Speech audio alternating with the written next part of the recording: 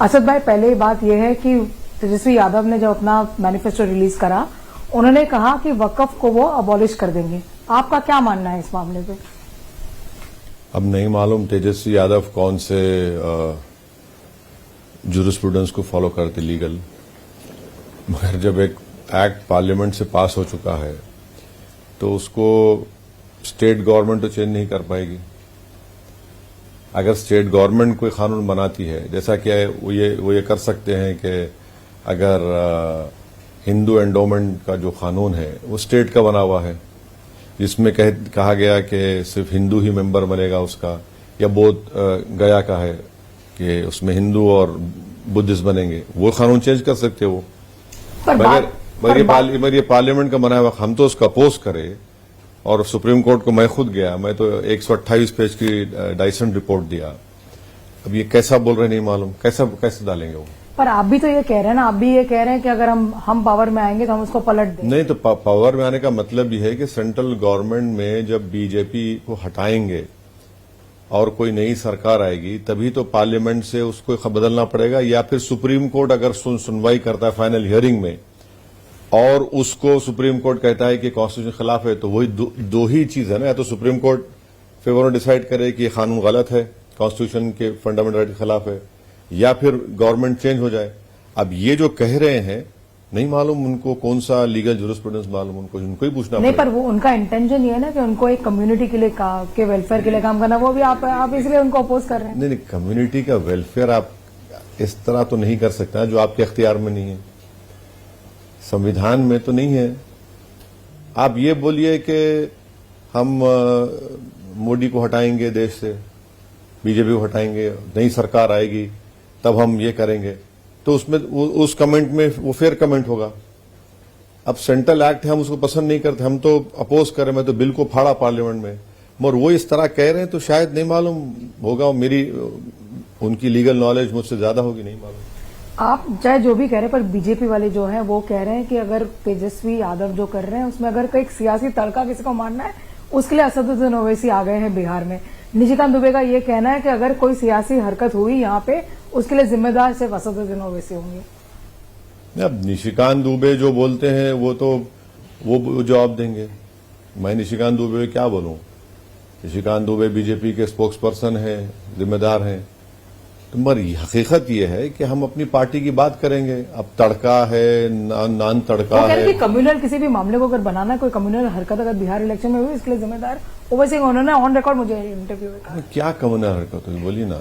जब आपका union minister कहता है कि नमक हराम है मुसलमान, मैंने कहा वो बात, ये बात नजर नहीं आती बीजेपी के जिम्मेदारों को कि उसने कह दिया नमक हराम, ये नमक हराम होते। मैंने मौलाना से कहा, अब बताइए ये किसके ऊपर था ये? फिर दूसरा घुसपैठी, कहां घुसपैठी है बताइए, किसी तरफ इशारा है ये? जब 65 लाख नाम निकाले गए, 2 ही नाम निकले घुसपैठी के, वो भी मुसलमान नहीं थे। तो ये स्टेटमेंट्स कम्युनल कहां से आ रहे हैं? आप इसके ऊपर अमित शाह के ऊपर क्यों निशाना साध रहे? क्योंकि जो कर रहा है वो इलेक्शन कमीशन कर रहा है, अमित शाह तो नहीं कर रहा। अमित शाह ही कह रहे हैं ना घुसपैठी। भाई अमित शाह साहब अगर ये कह रहे हैं तो होम मिनिस्टर आप नहीं है ना मैं हूं। जब आप होम मिनिस्टर है और आपके नाक के नीचे कोई घुसपैठी घुस रहा है, तो फिर ये तो जिम्मेदारी आपकी है, ये तो आपकी नाकामी है, मेरी तो नाकामी नहीं है, किसी और की नहीं है। वो तो कह रहे हैं कि हम चाह रहे हैं कि जितने घुसे हैं वो बाहर निकल जाए। कैसे निकलेंगे? 10 साल से आप, नीतीश कुमार 20 साल से मुख्यमंत्री आपके हैं, कब ये इनके तरफ गए? मगर आप ही की गवर्नमेंट है ना यहाँ पर बिहार में, आपके ही मंत्री इसका हिस्सा है, पुलिस आपकी है, डीजीपी आपका है, सीमा सुरक्षा बल आपकी है, बीएसएफ आपकी है, पूरे सब चीज आपके पास है, और आप अपनी नाकामी को हम पे क्यों थोप रहे हैं? नाकामी तो आपकी, अगर घुसपैठी घुसा तो। हाँ, एक घुसपैठी भारत में जरूर है ऑफिशियली, वो जब बांग्लादेश के लोगों ने उसे निकाला तो मोदी जी ने उसको अपना बहन बनाकर बिठा लिया, और वो भारत में बैठकर अनाप शनाप बकते रहती है और हमारे ताल्लुकात बांग्लादेश से वो खराब करना चाहती है। एक चीज और है, आज आपके भाषणों को मैंने सुना, आपने प्रधानमंत्री को भी नहीं छोड़ा। आपने प्रधानमंत्री के ऊपर भी कहा कि प्रधानमंत्री का दिल अहमदाबाद में बसता है। वो देश के प्रधानमंत्री ना, किसी राज्य के तो नहीं है। हाँ, बिल्कुल सही है। जब आप देख लीजिए, तीन मर्तबा बिहार की जनता ने उनको लोकसभा सीट दी है एज एन एनडीए कैंडिडेट। आपने बिहार को क्या दिया बताइए?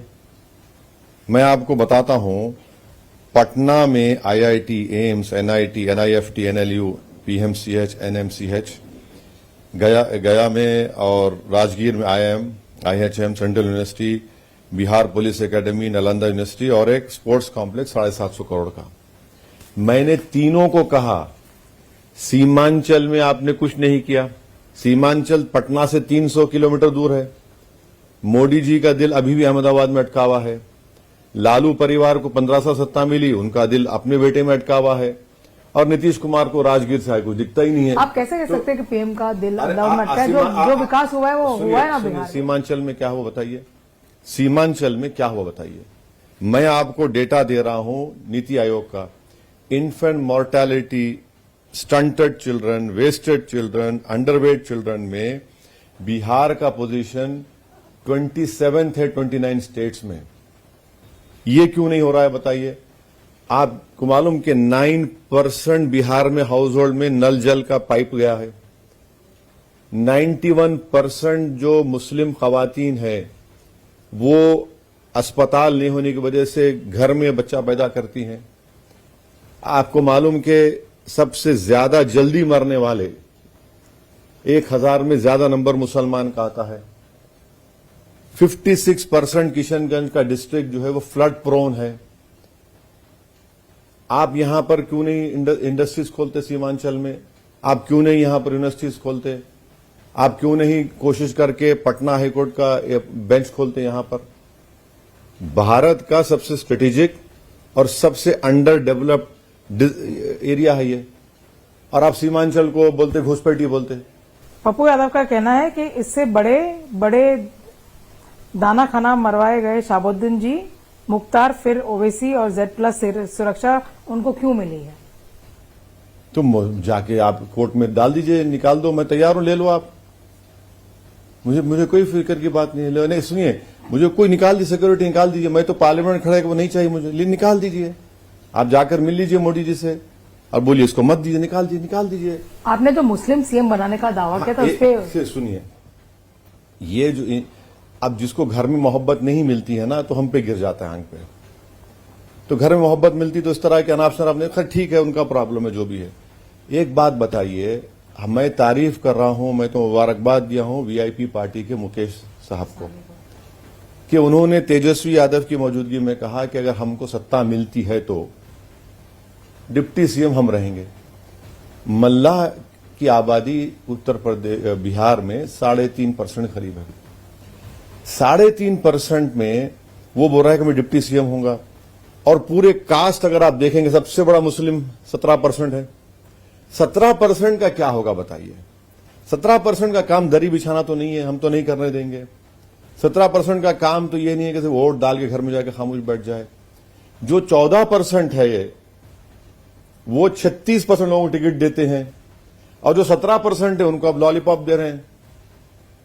तो अगर मुकेश सहनी ये कह सकते हैं 3.5% की बुनियाद पर कि सन ऑफ मल्ला उप मुख्यमंत्री होगा, तो ओवैसी अगर ये कह रहा है कि अगर आदम का बेटा, मोहम्मद का बेटा, ईसा का बेटा, मूसा का बेटा बनेगा मुख्यमंत्री, बुरी बात क्या है इसमें? बुरी बात क्या है? भारत के नागरिक है ना भाई, हर एक को ख्वाहिश अगर है तो उससे एम्पावरमेंट होगा। मैं गलत बात क्या कह रहा हूं? अब जो हम पे इल्जाम लगा रहे हैं वो क्या है? वो भी तो यादव है ना, समझिए आप बात को।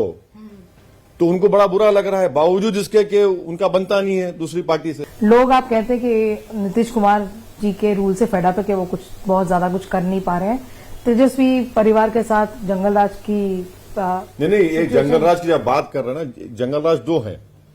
पार्ट 1 लालू जी का था, पार्ट 2 अब चल रहा है। पार्ट 2 है ये भी जंगल राज है। कैसे?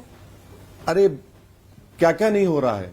अक्टूबर इस साल अक्टूबर में ढाका में एक अल्पसंख्यक समाज के मुसलमान को 4 महीने पुराने पोस्ट पर मार दिए, और जो ढाका का भी बीजेपी का कैंडिडेट उसके साथियों ने मारा उसको। कितने वाकयात नहीं हो रहे हैं। मिलादुन नबी के नाम पर आप कॉन्स्टिट्यूंसी में किसी को पीट दिया गया, मर गया, वो भी अल्पसंख्यक समाज का मुसलमान था। तो एक पार्ट 1 वो था, पार्ट 2 ये चल रहा है अभी। तो आपको लगता है कि जनता है वो नए लोगों के लिए तैयार है? आपको लगता है कि प्रशांत केशव जैसे लोगों को जनता को मौका नहीं, देगा? देखिए, आप नाम वाम लेकर मेरे मुंह से मत बोलने लगाइए। जनता बिहार की जो फैसला करेगी वो अच्छा करेगी, मुझे यकीन है। जनता ये देख रही है कि इतने सालों से कौन आ रहा है और सीमांचल की बार बार कंटिन्यूस बात कर रहा है, कौन चाहता है कि 17% आबादी को सम्मान मिले, उनका हिस्सेदारी मिले और उनको सिर्फ वोट बैंक के तौर पर इस्तेमाल करके ना चला जाए। तो ये सब चीजें हैं जनता के सामने। आप मानते हैं कि जनता है ये सब जानती है? मैं मानता नहीं, मुझे यकीन है। और मैं यहाँ आया हूं, 11 साल से आ रहा हूं, तीसरा इलेक्शन हम लड़ रहे हैं, लड़ते पिछले इलेक्शन में आपका परफॉर्मेंस अच्छा रहा, पर आपके एमएलए को कोई चुरा के ले। अब एक बात देखिए, आपने अच्छा सवाल किया। बीजेपी ने इसी तरह एमएलए लिए थे मध्य प्रदेश में, कर्नाटका में और महाराष्ट्र में। सबने क्या कहा, जो नॉन बीजेपी पार्टीज थे, डेमोक्रेसी का कत्ल हो रहा है, संविधान को डे लाइट रॉबरी कहा। हमारे 4 एमएलए को किसी ने तोड़ लिया। वो क्या गांधीयन एक्ट था क्या? यही तो हिपोक्रेसी है, यही तो दोगलापन है। जब कोई गलत करता है तो सबके लिए गलत होना चाहिए। जब बीजेपी ने शिवसेना को तोड़ा, जब बीजेपी ने शरद पवार की पार्टी को तोड़ा, हाँ, वो सब गलत है, मानते हैं, हम भी मानते हैं। हमारे 4 एमएलए को लेकर गए, भाई उन्होंने एमआईएम पार्टी से ज्यादा सीमांचल की जनता को धोखा दिया है। फिर भी पूरे दमखम से आप लड़ रहे हैं इलेक्शन। 32 कितने आश्वस्त, 32 ने 24 कॉन्स्टिट्यूंसी पर लड़ा। कितने आश्वस्त कितने मिलेंगे? देखिए, ये सवाल का जवाब हर पॉलिटिशियन बोलेगा कि हम पूरे जीत रहे हैं, तो मैं भी वही कहूंगा। मगर हमारी कोशिश जारी है, मेहनत जारी है। हमारे पूरे पार्टी के मेंबर्स, कैंडिडेट्स सब लोग आकर मेहनत कर रहे हैं। जनता से बड़ा ही अच्छा रिस्पांस मिल रहा है। हमारी पूरी कोशिश होगी अच्छा से अच्छा हम लोग परफॉर्मेंस करें और जनता का एतमाद और जीतें। चलिए 14 नवंबर का वेट करते हैं, देखते हैं कि जनता आपके साथ कितना आश्वस्त फील करती है और क्या कितना आपको ट्रस्ट करती है कि आप उनके इश्यूज उठाएंगे। हमसे बात करने के लिए बहुत बहुत शुक्रिया।